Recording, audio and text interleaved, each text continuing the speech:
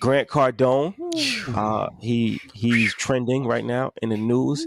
He has a video where he paraphrasing what he said, but he has a video where he said that he has 50% of his audience are black people 40, he said 40, but go ahead. under the age of 40. I think it was 50% under the age of 40, but regardless, a large portion of his audience is black people under the age of 40. And the reason why is because he talks in street terms and makes it, relatable, appealing. So obviously a lot of people have added their commentary to it. A lot of people were not happy with what he said. Some people were defending what he said. What's everybody's thoughts on this? Troy, you want to go first? I'm gonna go crazy. I want you to set it off. Actually, well, for full context, I'm friends with his right hand man, Jared. Shout out to him. Shout out to the team. Grant's book 10X has had a huge impact on me. Everyone in the comments, you don't have to worry. I'm not about to cape. There's two trains of thought. One is, my first thought is, why is everyone so upset? Grant has been on record saying the N-word, has been super supportive when we have died at the hands of police officers, that he was supportive of the police. And he's had some statements that were not in benefit to us. Also, Matt was on live earlier. Shout out to MG. Matt's predominant point was, if you will go support everyone else and not support us, isn't this the treatment that we kind of deserve? I'll say it all the time. I'll give a price, and it's not until Josh, Peter, Mike Novogratz, Cuban to come on and be like, damn, Ian knows what he's talking about. Does it take a stamp from them to make us valuable? If that's the case, and all the Vulture commentary, you can't be a Vulture if we're running to him and giving him money and giving Vlad money. And Matt said that I've seen people give $2,000 to be on a webinar and get pitched endlessly. And then Troy Rashad, they'll go do an event in Chicago for free, and they have to tell you and promote the shit like it's a paid event. Why? I have to give y'all Sniper, go crazy for Jersey to get y'all to show up to Hulu Theater. Why? But shout to Josh and shout to Peter. If they come on, it's like, oh my God, Ian's in perfect in alignment with the market analysis that they give. Once we, and this goes to your point last week, Rashad, until we begin to appreciate and respect our black entrepreneurs like they are stars, this will always happen. So now you have Vlad, Adam22 on the button, gonna see this and gonna clip it up and put it on his Patreon. Any white entertainer that caters to a black audience is somehow deemed higher. But can we be mad if we give our and even with this, the other part that I saw too, because I can understand what he was trying to say, and we've all done interviews where we misspoken. But Grant's a great marketer. He didn't use that street term on accident. He used that shit to go viral. So when y'all get mad at me and like, yo, Troy, Ian always tripping. Why, how y'all deal with that attitude? Sometimes you have to put on the villain cape in order to even make y'all pay attention. I guarantee when the sales report come out next week, them sales are going to be up 3x from black people off of what he said. But you have to respect and love the people that are here to help you now. And this is the other truth that most people don't want to hear. Majority of the crypto companies that advertise in the Super Bowl feel the same way. Majority of the NFT people in the space feel about black people the same way. And all the fucking luxury designers feel the same way. He's just the only one dumb enough to have said it. Those are my thoughts. Do I think it was right? No. But every company on earth feels this way about us if we do not protect our data. But what do I know? Meta, I'll see you next week. What do I know? wait. My thoughts, I'll keep it as plain as possible. I'm not even surprised. The statement didn't even surprise me. Because he's talking from a personal circumstance, but if we just look at any industry, if we look at real estate, if we look at investing, if we look at music, is that not the same case? Right? Is it not the dumb down the audience and double the dollar? Right? The problem is that, and on the inverse of it is like what you said, we got to be exceptional to be even looked at as good. Like, we got to be exceptional. We can't have any flaws. We can't have anything on our to even be looked at as good or even be respected in the same light. Yes. So that's the major issue. I'm not surprised by what he said, because he's looking at it like, yo, that's an audience that's untapped. That's an audience that I can, find revenue from. He's gonna try to take advantage of it. And can we be real? There's a whole bunch of them that's looking at the audience that we built that want to take our audience from us. Mm-hmm. Yeah. If y'all don't see that shit loud and clear, like, I'm gonna be real. Josh called me 3 weeks ago. Hey, be careful about this person trying to partner with you because they want to take your audience. These are all white entrepreneurs. He said, be careful. They don't really want to align with you. They just want to see what you have and try and take it away. Yeah, it's You can the see it reason clear why, as day. it's the reason why you'll see corporate calls, right? They're like, wait, they've touched a base that we can't reach. How do we work? How do we get to that part? And so it's a fine balance that you gotta tread on, right? But the interesting part is, well, let's see the reaction now. Let's see how many of that 40% are still rocking, right? Mm-hmm. What's their take on it? If they invested with them, if they were part of the 10X company, because we've been there and I've seen it. You can see it, yeah, right? Did it take this moment for people to see this clearly? Is what I'm really interested in.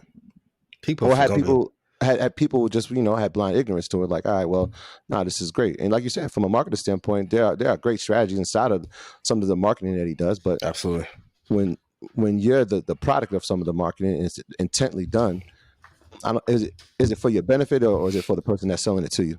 So we just gotta be mindful of it, man. But what he said, it wasn't shocking to me. It didn't hit me like, oh my God, I can't believe he said it. It was like, yeah. I mean, and Nike does it, and Louis Vuitton does it. I see all of a sudden they were losing a little bit of market share to a couple other companies, and they went and grabbed Pharrell. Smart, same thing. Adidas does it. They're gonna try and patch things up with Ye to get that black dollar back in. We're seeing banks do it, and we'll get those calls. Hey, maybe we can find a way to integrate that. No, integrate that equity. Integrate the equity. Hey, no, we're not gonna play. We're not gonna arbitrage the audience for a look. We don't need no look. We already good looking. Bring that money. This is Ian, and the thoughts of the Red Panda Rebellion. This has no reflection on Earn Your Leisure. Troy Rashad, right? Banks, bring the money. You need no look. I've been looking good since I was 3. Quit playing. You know, say, como se dice, we're not playing this year. I'm not playing with corporate this year. I'll be back on Wall Street too. If you want the culture and equity and all that, actually help put some money into the audience hands too. Well, also they all do the same. They all do the same playbook. So it's a variety of business. You brought up the fashion and all that, and that's true. But it's a niche as far as business people that their strategy, white business people, their strategy, some of them, they have adopted a strategy of poaching black culture. They hang around rappers. They have events and rappers come to the events. And they wear jeans and hoodies and sneakers and they curse and they use slang and everybody thinks that they're a genius.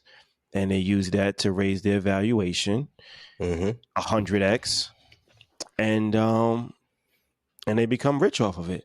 And it's going to keep happening because the rappers are going to still keep hanging out with them. They're going to still champion them. They're still going to be doing stuff for them for free because they think that this is their pathway to become successful and rich. And the consumer base is going to continue to support them.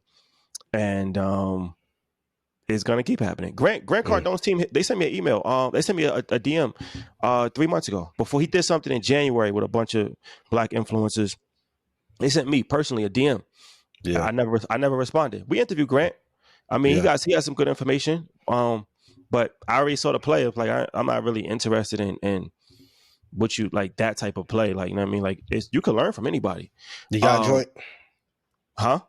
The yacht joint, the mastermind joint. I don't even know what it was. It was something, but it's just like, you know, I didn't feel it just didn't, you know, it didn't speak to me like this was something that was beneficial. So, but like I said, and we don't have to name names, but you can kind of guess to see.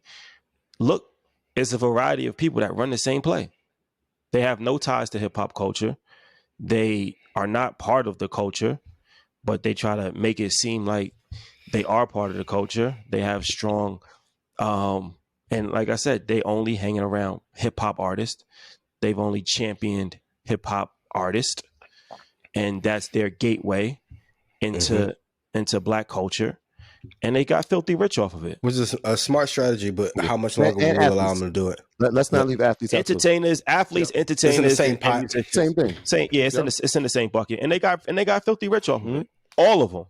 But when we do it, it's unprofessional. Why do you guys talk about rap music on the podcast? And it's an investing podcast. I'm like, cause y'all listen to Moneybagg Yo more than y'all listen to us. That's why. Shout out to Moneybagg. We got to do the arbitrage that Gary doing, and I'm cool with Gary too. But we got to do Gary arbitrage to get y'all to pay attention here. What?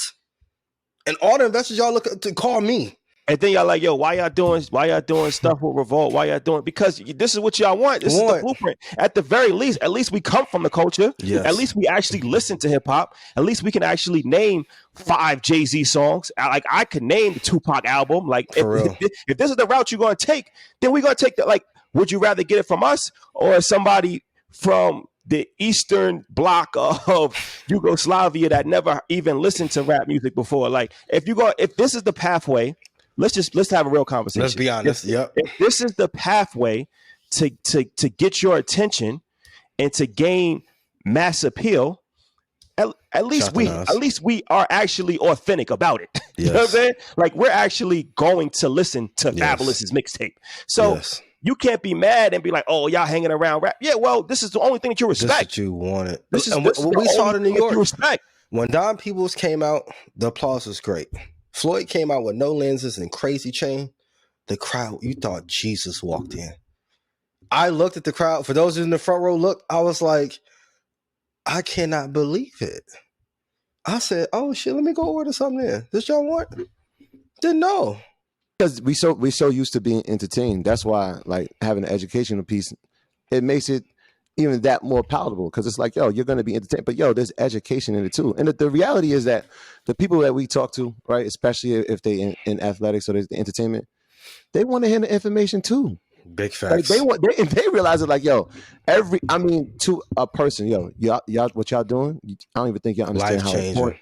Y'all don't even understand. I wish I knew. Had I even know, if y'all was around when I was getting my contracts, my life would be different. But these are the people that they look up to, they praising. So yeah, we got to stand next to them. Number one, it's important that we stand next to them because that's who you look up to. But number two, they need the information just as much as y'all do. They have the capital because they have a certain talent or they have a certain career path that garnish a lot of money, but they still need the education. It don't stop. One other point that Matt made is really key, and it's sad, but we know it. He was like, a lot of people wasn't familiar with certain entrepreneurs, and the ones that are like really, really, really wealthy, they don't even want to be on social media because of backlash they face from our community. I'm not saying that y'all got to kiss our ass, but like I say it all the time, the stuff that y'all would say to me in a comment, y'all will never say to Josh. And then you'd be like, well, why doesn't Don Peebles or Robert Smith speak more often? I'm like, for what? They see the commentary too. It happened. You know people? I just when QC sold their company, right? What was that? 2 weeks ago? Which is a victory. If you look at the comments, it was y'all sellouts. I can't believe y'all. Like, he's actually commenting back. I think it was P. He's coming back like, nah, y'all don't really understand. It's not no sellout. Like, nah, he's trying to explain to people like, nah, like not. There's a bigger play with that. Scooter Braun is buying up every record label. We'll talk about Scooter this. Braun like Black Rock. Well, this is a bigger play. That all of those commentaries. Look, QC loved them. They're geniuses. Coach K. And y'all wouldn't say that to P's face. MP, but there's some level of commentary. There is some level of commentary for that. There's more underlying. But absolutely. Bottom line is this: all of these business guys that's running that play, they're all vultures. Every one of them. I know them personally. Seen it. They're all vultures. Can they be a vulture if you walk into the trap? Yeah, a vulture eats off of a dead animal to stay alive. So if you look at Black people, is our culture dead? We don't have any culture. We don't have a culture. Thank you. We don't have a culture. So you blood suckers of the poor. Black people have 1% of the wealth in America. 1% of the wealth in America. think about this. Think about this. Your marketing strategy, you're white, right? Your marketing strategy is to hang around rappers and black entertainers, and this is the culture that you want to. Why don't you try to make it off your own culture? You're trying to. You literally are bloodsuckers of the poor. You're trying to feed off of the worst as far as the economic structure, right? That's because that's the easiest, the most gullible, and you're looking at that as that's the most influential way for me to rise to the top. Why don't you try to run that play on your own culture? This is what Dame said. It's never happened before. It's never happened before. It only happens with black culture from other people. It never happens in Spanish. You never see it happen in any other culture. It's not happening in Indian culture, in Asian Japan, culture, China, Australia, in Filipino. Pakistan, no. It's not happening in any other culture except for black culture and hip hop music. The other part of the conversation is if Leor and everyone else that is deemed to be vultures own majority of the music rights and things that we claim to be culture, are they not just monetizing an audience that they already built? This is why I tell everyone, if music, and I'm huge golden era hip hop fan, Belly soundtrack was my ish. Some ninjas by half a mil I played probably 19,000 times in my life. So when I go through New York, they be like, yo, you really was rocking. Rest in peace. And we can argue he put Nas on some of the God bodies. That's another story for another day. But hey, if you know, you know. But no, I know. He was a small influence. I'm gonna clean that up real fast. Shout out to Mass Pill, shout out to Nas. No, Nas I ain't messing with. No. He and I'm laughing because we had a great. What we're talking about? We had a passionate Nas conversation. Shout out to Fat Joe. All right, let's do this. Let's do this because I want to. No. But if they groomed us, now this is the truth. They groomed us to only focus on one thing, and Matt said it on his live. He's like, "Yo, Market Mondays should be getting 40,000 live streams." And meanwhile, Tekashi out buying Birkin bags, and it was one of the biggest things ever. Like even in Mexico, Tekashi's a star, superstar in Mexico. How they're like. And this is honest to God truth. He told on y'all. He ain't telling us. I said, this is a conversation I had Sunday. He told on y'all. He didn't tell on us. I said, shit, good point.